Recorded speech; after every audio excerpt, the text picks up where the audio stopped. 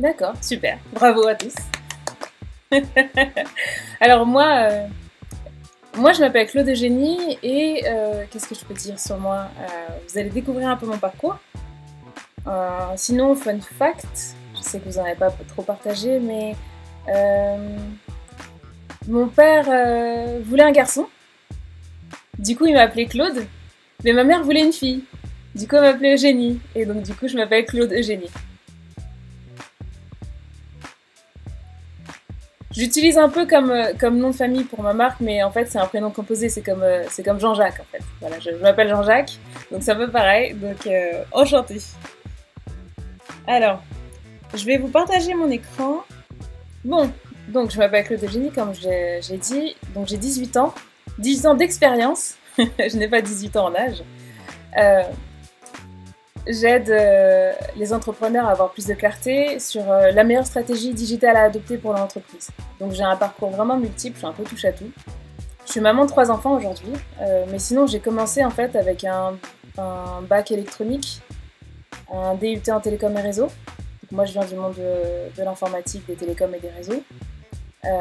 J'ai fait une école d'informatique, j'ai fait aussi une école de gestion de projet à l'INSEC. Donc voilà à peu près le parcours que j'ai fait. Après j'ai travaillé en alternance pendant un bon moment chez les différents opérateurs télécoms. Donc en tant que chef de projet, donc chez Orange, chez SFR, chez France Télécom quand ça s'appelait encore France Télécom. J'étais technicienne d'intervention, donc mettre les câbles, installer la ligne fixe, la livebox chez les gens, donc j'ai fait toutes ces choses-là. J'ai bossé chez Bouygues aussi et chez SPI, donc j'ai une grosse expérience côté télécom en tant que gestion de projet. À un moment donné, j'ai fait un burn-out, tout ça c'est... parfois on change un peu de carrière et donc j'avais envie de changer de carrière et en même temps ce que je faisais, je crois que ça ne me correspondait plus. Et donc je suis devenue coach de prise de parole en public. Donc j'ai suivi des différentes formations, des formations en ligne et j'ai fait des concours d'éloquence aussi. En parallèle, j'ai rejoint la Rocket School l'année dernière. Donc du coup le parcours que vous faites, je le connais très très bien. Et j'ai été dans différentes entreprises et tout. Et après j'ai arrêté j'ai fait surtout le bootcamp. Et un peu plus après jusqu'à la partie création d'entreprise et ensuite voilà je me suis lancée à fond dans la stratégie digitale parce que ça faisait déjà 3 ans que à la maison je me formais en autodidacte sur tout un tas de choses en marketing et ça m'a vraiment plu. En parallèle de la Rocket School, je me souviens c'était l'année dernière, donc du coup il y avait le bootcamp et on venait tout juste de se confiner. Et là, j'avais envie de me challenger un petit peu, et donc du coup, je me suis dit, tiens, et si je blindais mon mois de bootcamp et j'ai testé mes limites. Donc du coup, ce que j'ai fait, c'est que j'ai rejoint en parallèle, j'ai fait une autre formation en même temps que le bootcamp chez Growth Tribe pour devenir Growth Hacker. Donc du coup, j'ai fait deux formations de 2 métiers en même temps. Et en parallèle, il y avait dans mon club de Toastmasters de prise de parole en public, il y avait les concours comme chaque année, et vu que j'avais déjà gagné plusieurs fois en français et en anglais, je me suis dit tiens, et si j'apprenais le néerlandais, là, en un mois, et donc j'ai appris le néerlandais, et j'ai fait un discours en néerlandais, et je vous avoue qu'aujourd'hui j'ai un peu oublié mon néerlandais, mais c'était marrant, et ce que je me souviens surtout, c'est d'avoir eu très très mal à la tête. C'était dur, mais au moins j'ai pu tester mes limites. Et en parallèle aussi, je suis chanteuse de jazz, donc ça fait une vingtaine d'années que je suis chanteuse de jazz. Donc moi je suis à Lyon, je suis basée à Lyon mais originaire de région parisienne principalement. Et du coup tout ça, aujourd'hui voilà ça fait 3 ans en autodidacte, je suis chef de projet en marketing digital. Vous allez me dire oui mais chef de projet en marketing digital, qu'est-ce que c'est? J'ai trouvé un infographique assez sympa et en gros il y a deux choses qu'il faut comprendre. Il y a le métier de chef de projet et il y a la partie digitale et marketing. Globalement, le chef de projet, il doit respecter 3 choses. La qualité, les coûts et les délais.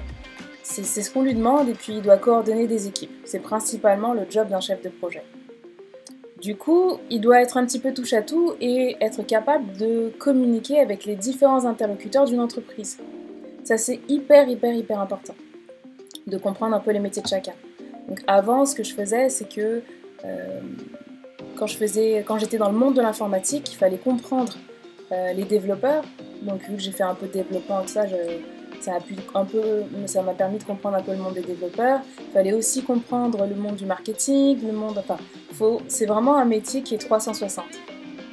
En termes de soft skills, ça demande de la polyvalence, comme j'ai dit, de l'autonomie, de la rigueur, de l'organisation, de la créativité, être force de proposition et surtout réactif et pouvoir un peu réfléchir à comment aider au mieux ses équipes et comment coordonner tout ce qui se passe avec les équipes. Aujourd'hui, je suis à mon compte, donc je ne travaille pas dans une entreprise, je travaille principalement à mon compte. Donc j'aide des petits entrepreneurs à trouver la meilleure stratégie pour leur business, pour qu'ils puissent accomplir leur business. Et du coup, je me suis dit, oui, tout à fait. Donc aujourd'hui, je suis freelance. Elle est éponyme, enfin, je suis freelance, donc c'est Claude Eugénie, on va dire. Je me spécialise dans tout ce qui est donc stratégie et mindset et storytelling. Donc j'aime bien en fait comprendre la narration que l'entrepreneur en face utilise pour essayer de comprendre en fait comment il réfléchit pour pouvoir l'aider au mieux dans son business. Oui. Bah justement, je me suis dit, au lieu de vous l'expliquer, on va faire ensemble. Donc j'ai un nouveau client là, qui vient d'arriver. Et je voulais qu'ensemble, on puisse brainstormer pour pouvoir l'aider. Donc mon client s'appelle Anastasios Skouroupis. Donc voilà, moi je suis là tranquillement, tout va bien dans ma vie, je viens de déposer mes enfants à l'école. Et là je reçois un message. Bon c'est quelqu'un que je connais déjà, mais voilà, il vient de créer sa boîte. Et là, il vient me dire, voilà, écoute, Claude Eugénie, je vais peut-être avoir besoin de toi, je sais que globalement, t'es dans le marketing en ligne et tout, machin, je sais pas trop ce que tu fais, mais est-ce que tu pourrais m'aider? Je lui dis, ok, pas de souci, bah écoute, dis-moi comment je peux t'aider. Donc je lui ai demandé de me faire des audios, je vais vous faire écouter les audios qu'il m'a envoyés. Sébastien, j'ai créé il y a 4 mois mon entreprise connue sous le nom commercial What Matters, ce qui permet de proposer à mes clients des visites virtuelles immersives.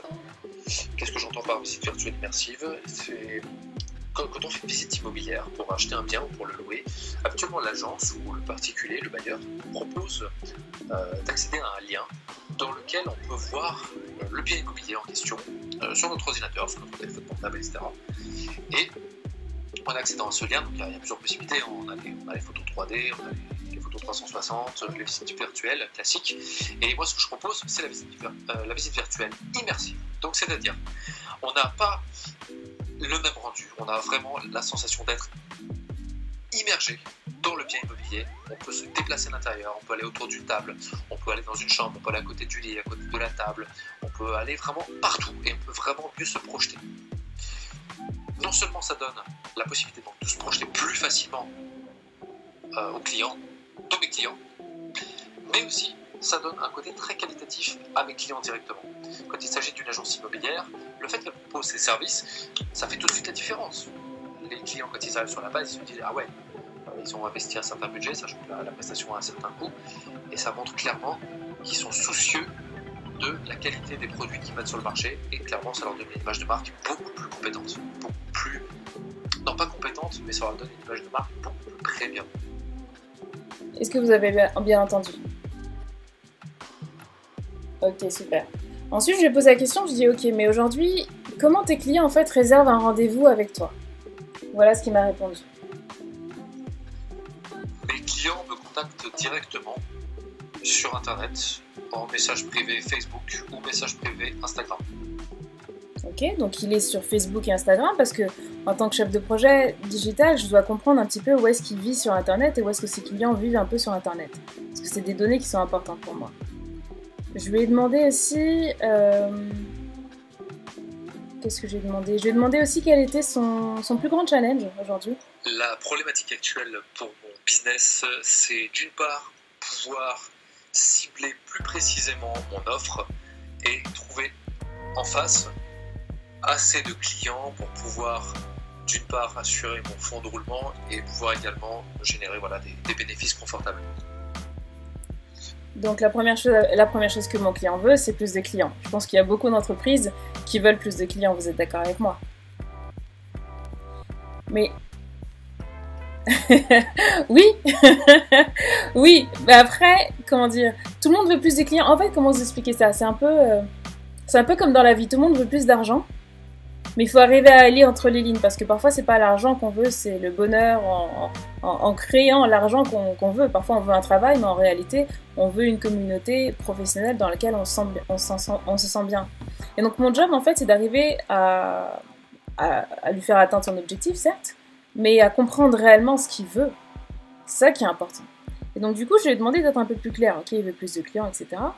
Et je lui ai posé la question... Est-ce que... Je crois que c'est celle-ci. Mon entreprise propose 3 services, on va dire, qui sont cumulés dans les 3 offres marché, qui permet de rendre les visites virtuelles de manière réaliste, très immersive. Donc ça permet à toutes les personnes qui souhaitent une visite virtuelle de se... Je crois que c'est cet audio-là. Pour ce qui est de mon business, je propose plusieurs formules. Je propose des formules sous forme d'abonnement et des formules plus à la prestation. Sur tout ce qui est abonnement mensuel, j'ai actuellement 2 clients. Le but serait d'arriver à une dizaine de clients d'ici la fin d'année au total. Donc ça ferait 10 clients qui payent de manière récurrente tous les mois, ce qui serait très confortable. Et avoir en face également une certaine partie de mon chiffre d'affaires qui soit issue de prestations à la demande. Donc là, je pense que c'est 2 stratégies différentes, mais pour moi le but c'est pas forcément d'aller sur de la quantité, mais plus rester sur des clients qualitatifs qui souhaitent revenir, qui sont fidélisés. Et la problématique qui est actuellement là, c'est comment trouver ces nouveaux clients, comment faire en sorte de trouver des nouveaux clients, sachant que sur un même marché, la concurrence est tendue, donc par rapport aux personnes qui proposent les mêmes services que moi, mais aussi par rapport au fait que les agences immobilières elles-mêmes m'incitent à ne pas aller voir leurs concurrents à eux. Donc c'est un petit peu un grand échiquier sur lequel il faut savoir se placer. Donc suite à ça, j'ai besoin de vous. Est-ce que déjà vous avez compris un peu sa problématique et ce qu'il est en train de vivre aujourd'hui?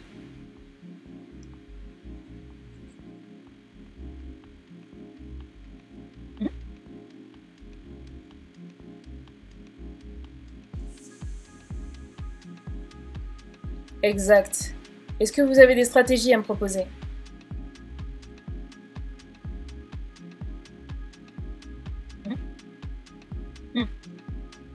Okay. Oui, c'est bon.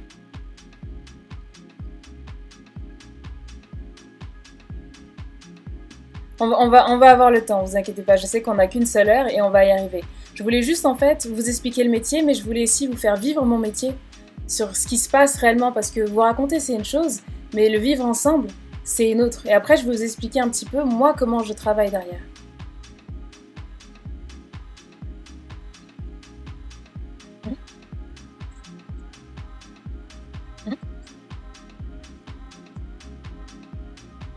Carrément. Vous avez des super idées, je pense que vous êtes né pour être chef de projet digital. Est-ce qu'il y a autre chose?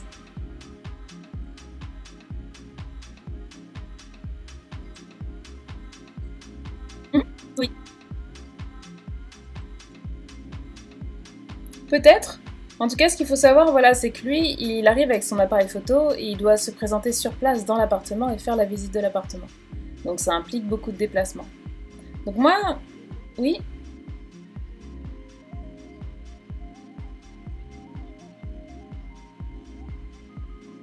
Carrément, carrément. Toutes les idées que vous donnez sont tout à fait intéressantes pour pouvoir atteindre l'objectif qu'il veut, c'est avoir plus de clients, tout en respectant les contraintes qui lui sont posées. Maintenant, moi, dans mon entreprise, quand j'ai un client comme ça qui m'arrive, là pour l'instant c'est plus par rapport au bouche à oreille, j'ai pas encore mis en place mes stratégies, enfin bouche à oreille. J'ai bouche à oreille, mais j'ai également en fait une chaîne YouTube.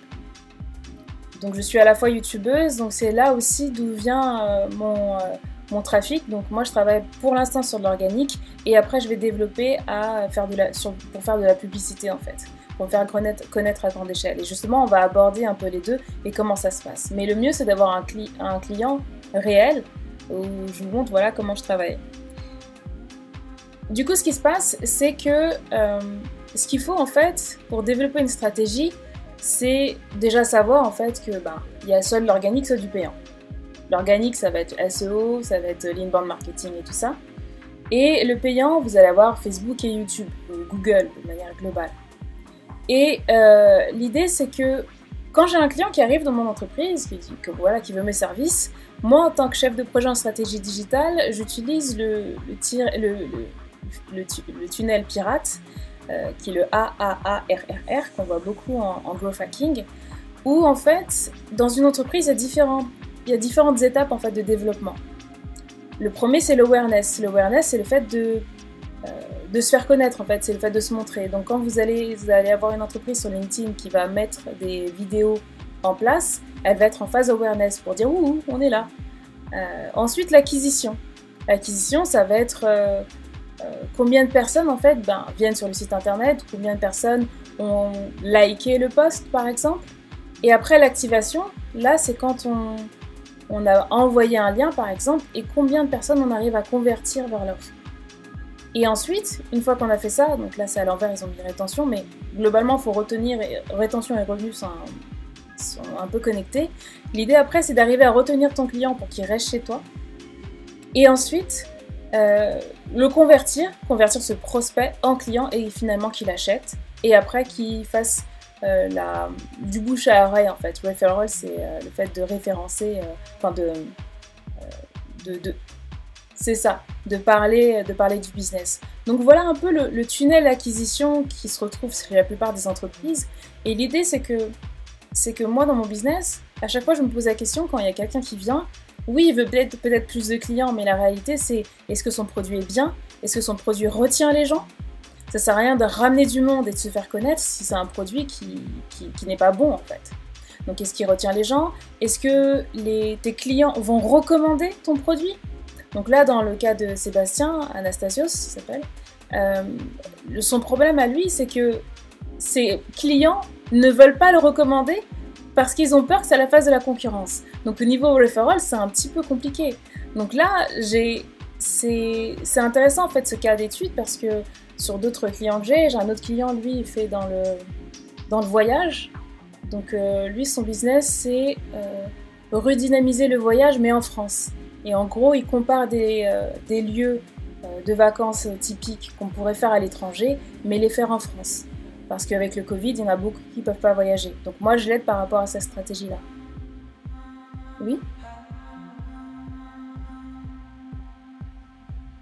Non, j'analyse le problème et je le conseille. Après, je ne suis pas product owner, mais en fonction des produits, ça dépend des produits. Je ne travaille pas dans l'agroalimentaire, etc. C'est pour ça que mes clients, je les choisis principalement dans des domaines que je connais, surtout. Donc ça va être le business en ligne, l'immobilier aussi, je connais très bien. J'ai mes parents qui investissent énormément en immobilier, donc c'est un sujet que je connais très près. Donc c'est pour ça que lui, je peux l'aider. Je connais ses difficultés et je connais son challenge qui est, c'est avoir plus de clients, mais en même temps... mes propres clients me mettent des bâtons dans les roues. Donc lui, la partie referral, je ne vais pas m'attarder là-dessus.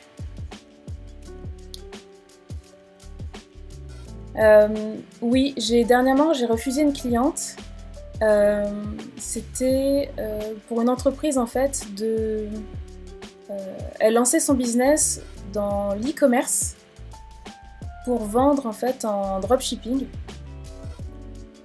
C'est-à-dire le dropshipping, c'est le fait d'acheter sur un site distant, par exemple AliExpress ou autre, et de le revendre un peu plus cher sur son site. Ça correspond... Enfin, je peux l'aider, mais c'est surtout le mindset derrière qui ne me correspondait pas. Donc je vérifie aussi surtout que mes clients ont le bon mindset, parce que si je dis voilà, on va faire ça, ça, ça, derrière il faut que tu puisses le mettre en place, ça c'est vraiment important. Il faut aussi que le client, quand je lui dis écoute, il y a ce truc là qui va pas du tout, qu'il puisse accepter en fait que l'erreur vient peut-être de lui, que moi aussi je regarde comment on peut améliorer. Donc ma cliente en question, en fait, ce qui s'était passé, c'est que elle n'avait pas estimé tous ses coûts en amont. Donc commander une ou deux choses sur AliExpress, c'est faisable. Par contre, commander une centaine, 200 ou 300 boîtes, ça implique après des frais de douane. Sauf qu'elle n'avait pas pris en compte ces frais de douane-là. Et ensuite, il faut faire aussi faut faire un logo, qu'il faut l'imprimer sur les boîtes. Il faut d'abord recevoir un échantillon. Donc, en tant que chef de projet, vu que je suis garante de la qualité des coûts et des délais, bah, je dis, bah, écoute, là, toi, tu veux tout sortir pour demain, sauf que c'est pas possible. Tu dois d'abord faire ton logo, commander un échantillon. Ton échantillon, tu vas mettre 3 semaines à le recevoir. Une fois que tu l'auras reçu, il faudra vérifier s'il est conforme. S'il est conforme, tout va bien. S'il n'est pas conforme, tu dois recommencer et retrouver un autre fournisseur. Donc idéalement, il aurait fallu commander à plusieurs fournisseurs en même temps. Ensuite, il aurait fallu... comment dire pour les frais de douane, il fallait calculer tes frais de douane, savoir combien ça va te coûter. Parce que tout ça, c'est des coûts qui arrivent et qui sont des coûts surprises. Et parfois, les entrepreneurs avec lesquels je travaille, ils ont un objectif en tête qui est de montrer leur business, d'être indépendant, de ne plus travailler pour un patron ou autre, ou de gagner de l'argent tout simplement. Mais sauf qu'en fait, ils n'ont pas réfléchi à tout ce qui se passe en amont et l'argent qu'il faut sortir pour pouvoir réaliser son projet. Donc toute la gestion du projet, en fait. Et du coup, pour Anastasios, bah, en effet, lui, il a besoin d'un gros volume de clients. Ce que j'ai identifié, c'est qu'il avait peut-être besoin en fait de s'associer avec des franchises, comme on a dit tout à l'heure, Stéphane Plaza ou autre, parce que là, il y aura du volume. Comme ça, il pourra travailler avec 2-3 gros poissons, et derrière, il aura son chiffre d'affaires assuré pour l'année. Du coup, il y a 2 manières de faire. Il y a le trafic gratuit et le trafic payant. Le trafic gratuit, ça va être très lent. Donc c'est comme faire pousser des plantes. Aujourd'hui, quand vous voulez manger des pommes de terre, je pense pas que vous avez tous un jardin potager sur votre balcon ou dans votre chambre et que vous faites pousser des pommes de terre. Non. Quand vous avez vraiment faim, quand vous avez la dalle, vous allez au supermarché. Ben, c'est pareil pour une entreprise. Une entreprise, elle peut faire du trafic gratuit. C'est très bien. Mais quand elle a la dalle, là, elle doit aller au supermarché. Donc ça va être recruter un business développeur, ça va être investir dans la publicité, des choses comme ça. Et du coup, les différents acteurs du marché, donc on a Google Ads, donc c'est les petites annonces Google que vous voyez en haut quand vous tapez sur Google. Il va y avoir Facebook Ads et YouTube Ads. Globalement, il y a Google et Facebook et il va y avoir vous, les business développeurs. Parce que vous êtes du trafic payant. On vous paye pour ramener des gens en fait. Et là, avec mon client, voilà, je me pose et je me dis, ok, bon, quel est ton budget, comment on peut travailler ensemble, est-ce que tu as besoin d'un business développeur, est-ce que tu as besoin d'appeler du monde, une fois qu'on a bien défini la stratégie, il faut qu'on voit si derrière on va faire de la publicité payante, ou si on va prendre quelqu'un de payant, ou si on fait les choses gratuitement. Sauf que vu qu'il a besoin de booker son chiffre d'affaires, là maintenant, il reste quoi? Il reste 6-7 mois avant la fin de l'année, il a besoin de le verrouiller maintenant, son chiffre d'affaires. Quel est selon vous le plus rapide pour lui? Exact. Et du coup, pour le payant par exemple, quand on va sur...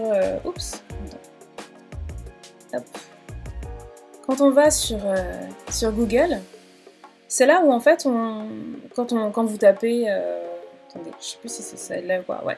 Quand vous tapez en fait Immobilier Lyon, là j'ai tapé Immobilier Lyon, ça me donne normalement les annonces, bon là je les ai pas montrées, mais parfois il y a les annonces qui arrivent en haut en fait. Et c'est parfois là où on peut se placer. Donc moi ce que je conseillerais à mon client comme stratégie, je dirais ok, ce qu'il faut c'est que tu te places d'abord en local. Parce que c'est bien beau, mais avec ton outil, tu peux pas aller jusqu'à Paris pour pouvoir prendre en photo les maisons. Donc l'idée c'est 1, de se placer en local. 2, d'avoir des mots-clés qui sont vendeurs. Des mots-clés côté vendeur, c'est-à-dire, comme on disait tout à l'heure, les particuliers. Les particuliers, quand ils vont chercher à vendre, c'est leur placer l'annonce mettez votre bien en valeur grâce à What Matters pour faire une vue 3D de votre bien. Et ça, on va cibler directement les particuliers. Donc on va avoir des clients qui arrivent des particuliers parce qu'on sait une chose, des particuliers, c'est qu'ils ne vont pas nous empêcher d'aller voir d'autres personnes. Par contre, les agences, oui. Les agences, on a dit voilà, cibler les agences stars par exemple en publicité. Donc en ads. Ça veut dire quoi? Par exemple, si je vais taper Century 21 ou autre, l'idée c'est que moi je vais lui conseiller de se placer sur des mots-clés comme ça. Se placer sur Century 21, sur Bouygues Immobilier, des choses comme ça, ce qui fait que ces publicités vont apparaître en face des gros poissons en fait, des grosses agences. Donc comme ça, quand Monsieur Dupont va vouloir venir faire vendre son bien, soit il va sur le Bon Coin, certes, mais par exemple, il va taper seloger.com. Donc l'idée pour Anastasios, c'est de placer une publicité sur le mot-clé seloger.com par exemple. Avec une belle publicité où on dit voilà, mettez en valeur votre bien. Il y a aussi autre chose, il y a YouTube, donc là j'ai pas fait le slide pour ça, mais en gros il faut savoir une chose, c'est que par exemple pour Google, vous allez juste avoir votre nom en haut, ici qui va être affiché, et il va y avoir écrit annonce et il va y avoir l'annonce d'afficher pour que vous puissiez vendre le bien. Là, vous êtes visible, mais très peu, parce que les gens passent rapidement et puis ils cliquent directement sur là où ils veulent cliquer.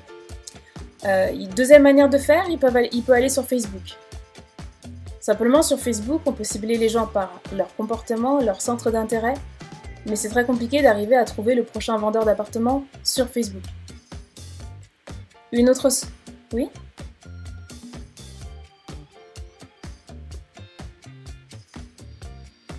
Exactement.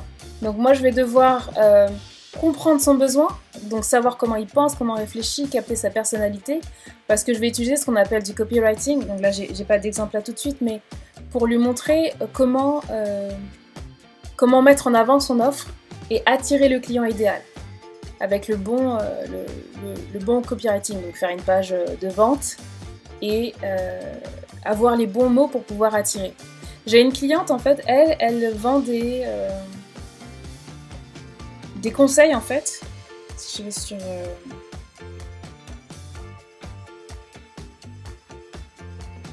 tout à fait.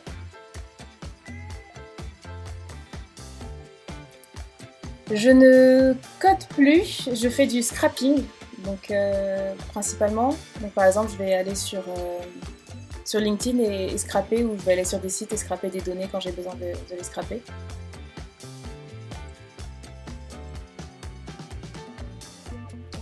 Là j'ai mon LinkedIn ici, et ce que j'avais fait pour une autre société, c'était Prospectine. Prospectine est vraiment pas mal pour pouvoir envoyer des messages à froid aux clients.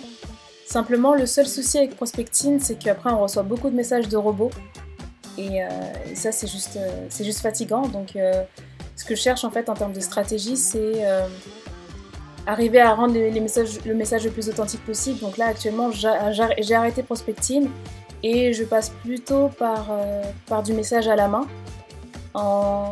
parce que j'ai remarqué qu'il y avait un meilleur taux de conversion en fait quand on écrit à la main parfois. Bon. Exactement, pour pouvoir augmenter mon réseau et puis me faire connaître par rapport aux personnes qui ont soit le même métier que moi ou qui peuvent être...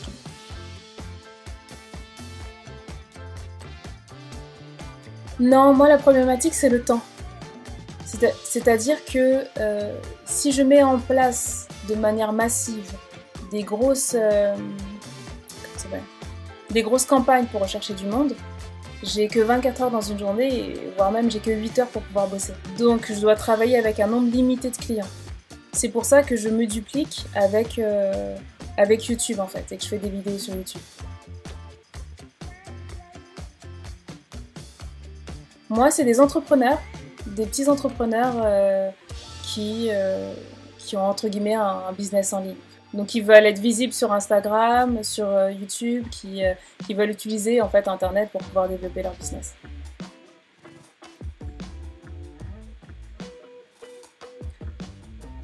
Je suis en train actuellement de me former sur le fait de trouver des équipes. Et j'hésite encore en fait je pensais à Upwork ou Fiverr déjà, pour déjà déléguer certaines tâches. Upwork, ça s'écrit comme ça, ou Fiverr.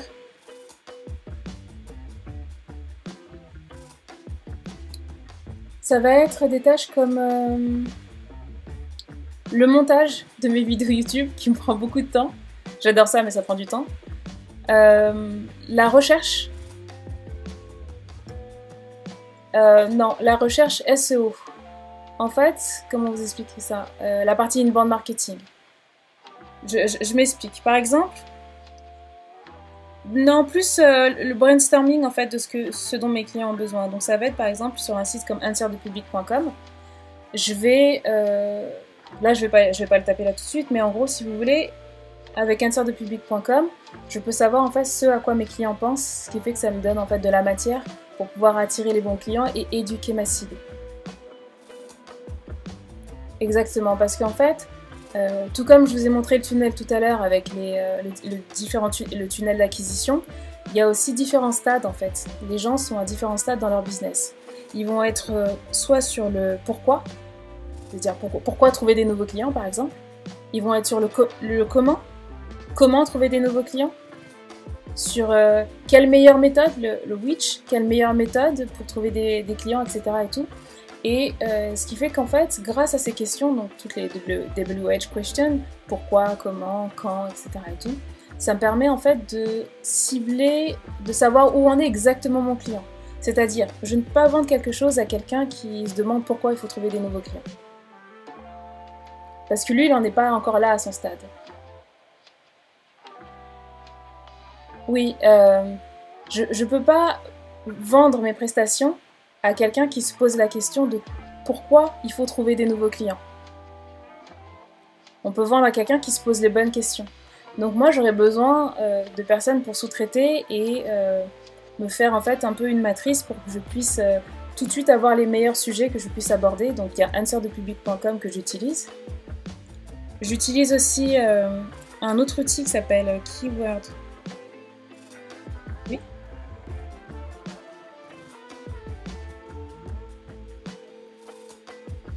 Exactement, création de contenu et vente.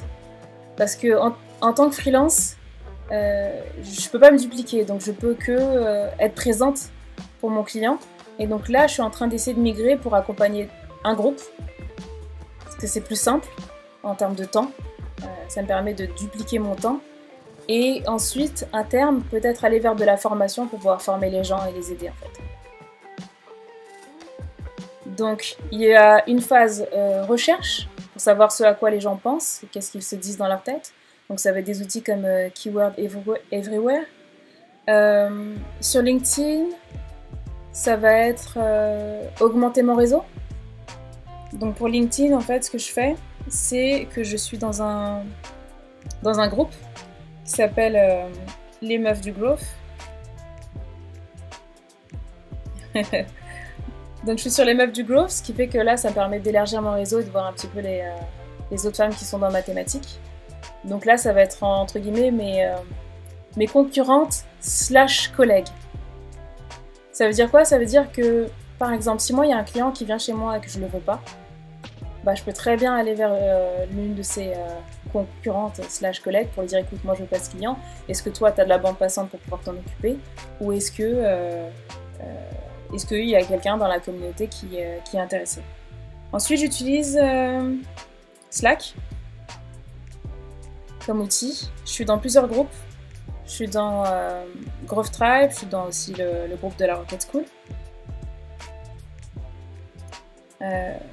Et là, avec la Rocket, ce qui est cool, c'est que du coup, je vois un petit peu les annonces passer, je vois ce qui se passe, avec Growth Tribe aussi, et avec... comment ça s'appelle ? Avec les meufs du growth. Je vois un petit peu tout ce qui se passe et ce qui fait que moi ça me permet de faire un peu de veille et voir un petit peu la demande sur le marché. Quand vous voulez vendre un produit, il faut qu'il y ait de la demande. S'il n'y a pas de demande, là par exemple si je vais sur Growth Tribe, si je vais dans Jobs, là je vois des offres d'emploi passer assez régulièrement. Et donc le simple fait de voir ça, ça me permet en fait derrière d'aller me connecter sur les offres en question et voir ce qui est demandé. Là par exemple, ils cherchent un growth marketer. Je sais plus si c'est en néerlandais ou... Celui-ci c'est en néerlandais, donc il se peut que vous compreniez rien du tout. Mais l'idée en fait, c'est que ce que je fais, c'est que je vais directement en fait dans la section en fait votre profil et je vais regarder un petit peu ce qui est demandé comme compétences. Là par exemple, vous voyez Google Analytics, Google Ads, Facebook Ads, etc. Qu'est-ce que ça me dit en fait? Ça me dit que si une offre demande ces compétences-là, c'est des compétences aujourd'hui qui sont très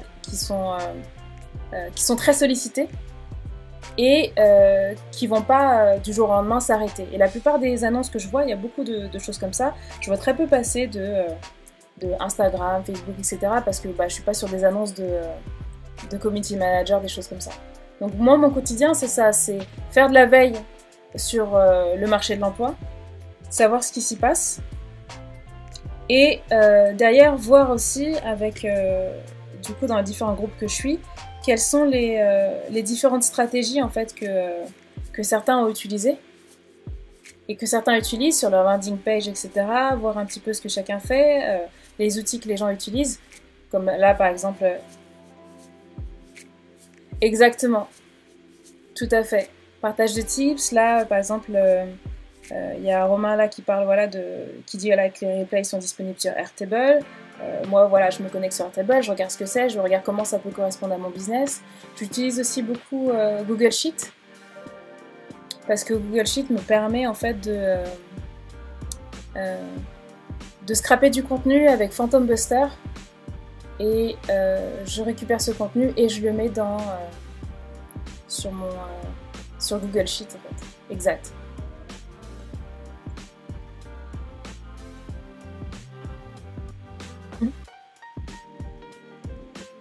C'est ça. Oui, par rapport au manque de demande, pour l'instant, je suis encore en bouche à oreille et en organique avec YouTube.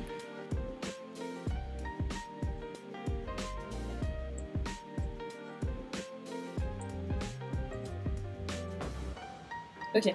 Si j'ai une baguette magique, voilà ce que je fais. 1. Je trouve une équipe.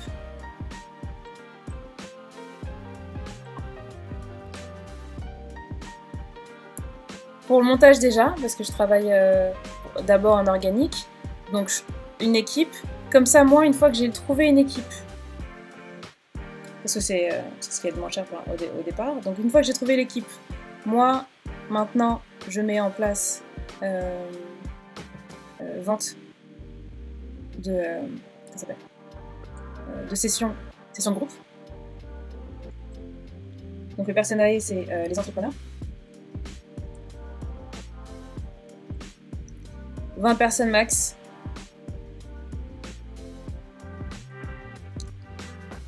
Je fais... non, par session. Donc par session. Voilà ce que je fais. Une fois que... Oui ?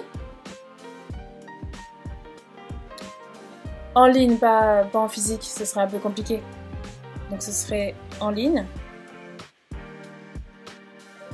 Ce qui fait que derrière, ça me permet de générer du cash. Une fois que ce cash est là, ce qui fait que tout à l'heure je vous parlais de qualité, coût et délai. Je vais virer ça sur le côté. Une fois que le cash est là pour me permettre entre guillemets d'être tranquille. Pour l'instant, on va dire, sur mon business là, je suis tranquille pour les 5 prochains mois. Mais je dois être présente un à un pour chaque client. Donc c'est chronophage. Donc ça c'est très très long. Donc ça me prend beaucoup de temps, ce qui fait que je ne peux pas me libérer mon temps, parce que la plus grande problématique ici c'est le temps. Pour faire plus. Une fois que j'ai libéré du cash et que j'ai aussi j'ai fait un effet de levier sur mon temps, donc le temps c'est l'argent, hein. Une fois que j'ai fait un effet de levier sur le temps, je fais une session par exemple peut-être par semaine à 20 personnes en même temps. Ce qui fait que ça me laisse le temps, le reste de la semaine, pour pouvoir travailler sur autre chose. Là, à ce moment-là, qu'est-ce que je fais ? Je me mets à faire la formation. Formation sur ma thématique, sur comment aider les entrepreneurs à avoir plus de clarté dans leur business et leur apporter la bonne stratégie pour leur business. Donc je fais la formation et ensuite, cette formation-là, je la mets en vente en ce qu'on appelle en evergreen pour que ça travaille pour moi en fait pendant que je dors. Et une fois que je l'ai mis en vente, une fois que j'ai ici, à chaque fois, il y a bien entendu en fait il faut demander les retours avec des sondages. Donc pour sonder les clients, savoir si c'est ok, si tout leur va bien, etc. Pour pouvoir améliorer le produit. Une fois que le produit est amélioré, là c'est parti sur Google Ads et Facebook Ads. Pour ramener le plus ici. Après, donc ça c'est une des techniques. Là, j'étais en train de réfléchir la semaine dernière pour me dire, ok, si j'alloue un budget pour faire du Facebook Ad, pour pouvoir attraper directement le groupe en fait, de personnes intéressées. Pour directement avoir en fait, le groupe de personnes intéressées. C'est-à-dire qu'ici, pour obtenir les 20 entrepreneurs, au lieu de le faire de manière organique, là, c'est faire de la publicité Facebook et Google Ads pour pouvoir cibler les bonnes personnes.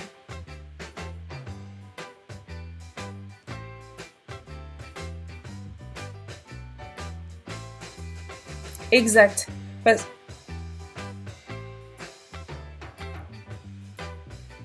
Non, j'ai aucun autre souci. Les compétences, je les ai. C'est juste le temps qui me manque. Parce que pour l'instant, il est occupé à faire des vidéos et à faire mes coachings, en fait, mes sessions individuelles.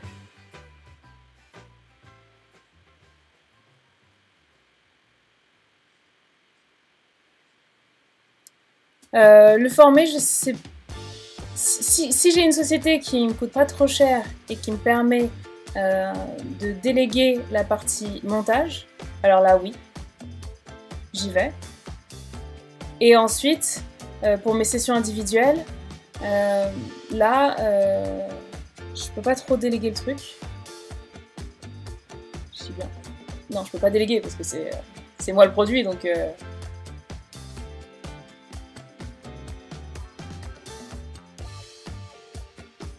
Non, pour l'instant, j'ai pas trouvé parce que je suis encore en train de me former pour trouver les bonnes personnes. Pourquoi? Parce que dans les derniers emplois que j'ai faits, ça s'est pas super bien passé. Moi, en tant que salarié, du coup, je connais maintenant les problématiques. J'ai déjà fait du recrutement, donc j'ai déjà sélectionné des CV et un outil qui est intéressant en fait que j'avais utilisé à l'époque pour pouvoir recruter, c'était Crystal Nose. Cet outil-là, Crystal Nose, m'avait beaucoup servi à l'époque où j'avais recruté. Pourquoi? Parce que cet outil, je crois que c'est 25 € par mois, il permet en fait sur LinkedIn de se mettre sur un profil et d'avoir directement en fait la personnalité de la personne. Exact, sauf que ça le fait, il prend en compte un peu tout ce que vous avez fait sur LinkedIn, il utilise ça et du coup il vous donne une personnalité. Et du coup, j'avais testé ça à l'époque dans l'emploi où j'étais l'année dernière. Et ce que j'ai fait, en fait, c'est que j'avais fait, en fait, on peut connaître sa personnalité, mais on peut connaître sa personnalité aussi par rapport à quelqu'un d'autre. Donc ça, c'est super. Et on peut aussi connaître sa personnalité d'équipe. Ça. Dans le futur, je vais déléguer les tâches qui me concernent moi. Après, bien entendu, il me faudra sûrement un CSM. Donc Customer Success Manager, pour pouvoir gérer les clients, pouvoir peut-être avoir un business, un bizdev en front qui lui va sélectionner les clients, les présélectionner, savoir qui sont les bons clients.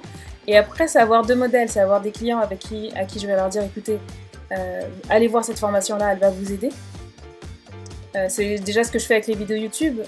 Quand j'ai des clients qui me disent, voilà, je sais pas comment faire ce truc-là, par exemple, je sais pas comment trouver un nom pour mon business. Je sais pas, y a pas de souci, j'ai fait une vidéo YouTube là-dessus. Hop, je lui ai envoyé la vidéo YouTube, ce qui fait que moi, je retourne faire à manger, quoi. Je me duplique comme ça au fur et à mesure, mais ça prend du temps. Et après, en parallèle, les clients qui sont prêts à payer beaucoup plus cher, eux, en effet, ce que je fais, c'est donner mon temps personnel à moi, mais par contre, être beaucoup plus cher pour ça.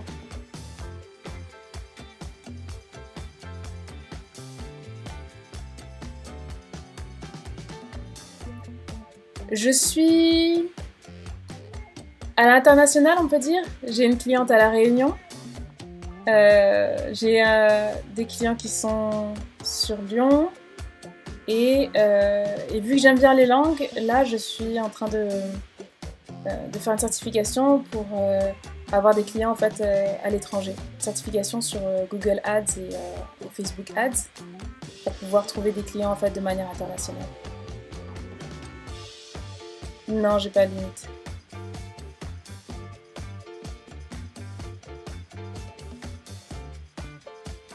Au contraire, c'est encore mieux. Parce que du coup, là, j'aurais dû me déplacer peut-être à Marseille, alors que là, on se voit quoi, en visio. Donc pour moi, c'est beaucoup plus simple. Et c'est beaucoup plus simple. Et la seule difficulté pour moi, on va dire, c'est peut-être les fuseaux horaires. Parce que je travaille sur plusieurs fuseaux horaires. Donc j'ai un client qui est en Martinique. Donc il a à peu près 6 à 8 heures de moins que moi. Donc là, j'ai rendez-vous ce soir à 19 h avec lui pour gérer sa campagne, une campagne que je vais faire avec Lemlist, qu'on a déjà commencé, on va continuer sur les 2000 autres clients qu'il a. Donc une cliente à La Réunion. À La Réunion, ils ont 2 heures de plus que moi. Et puis après, en France, ça va, on a le même fuseau horaire. Et puis l'Angleterre, c'est 1 heure de moins, il me semble. Ben, qu'est-ce que... Moi, la question que j'aime poser en fait aux gens, c'est qu'est-ce que vous aimez faire d'abord? Parce que c'est une chose d'avoir les compétences, mais j'ai remarqué avec le monde du travail, c'est que on peut avoir les compétences, mais si on n'aime pas ce qu'on fait et si on fait juste pour trouver un travail, on va pas loin en fait. Donc si j'avais besoin de votre aide, je vous demanderais d'abord qu'est-ce que vous savez faire, qu'est-ce que vous aimez faire, et qui vous êtes en fait de manière générale, et qui vous êtes aussi en dehors du travail. Parce que c'est quand on travaille dans une entreprise, c'est avant tout qui on est, au-delà de ce qu'on fait, parce que ce qu'on fait, on peut toujours apprendre. Et moi, je suis quelqu'un, j'aime beaucoup apprendre et j'aime beaucoup aussi enseigner. Donc moi, demain, si j'ai quelqu'un qui ne sait pas faire quelque chose dans mon entreprise, ben, je serais ravie de lui expliquer comment on fait, de lui expliquer la méthodologie de comment faire les choses. Et après, ensuite, on travaille ensemble. Et s'il a des questions, il me pose. Et je suis là, voilà, pour aider les autres à grandir, en fait. Je suis une fille aînée de 4 enfants. Mon frère a 14 ans de moins que moi. Aujourd'hui, il est en train de passer son BTS. Et donc ça vous donne un peu mon âge, hein, si vous savez calculer. Donc là, aujourd'hui, il passe son BTS et tout. Et ce que j'aime bien, en fait, c'est que dès qu'il a un souci, je peux l'aider, le coacher par rapport à... Donc, je sais pas si vous avez d'autres questions. Alors, je suis multipotentielle. C'est-à-dire que je fais plein de choses en même temps et plein de projets différents. Je fais de la voix off, donc ça c'est quelque chose que j'adore. Donc j'ai une cliente aussi voix off, donc là je fais de la voix off cette semaine. Je fais ses audios de formation. Donc j'ai déjà fait une centaine d'audios de formation pour cette femme-là, donc j'en fais d'autres encore. J'aime bien ça, j'ai envie de garder ça dans mon quotidien. Je fais de la musique aussi, donc là j'ai un concert qui est prévu en juin. Un concert à Lyon, donc ça aussi c'est quelque chose que... Hein? Exactement, chanteuse de jazz.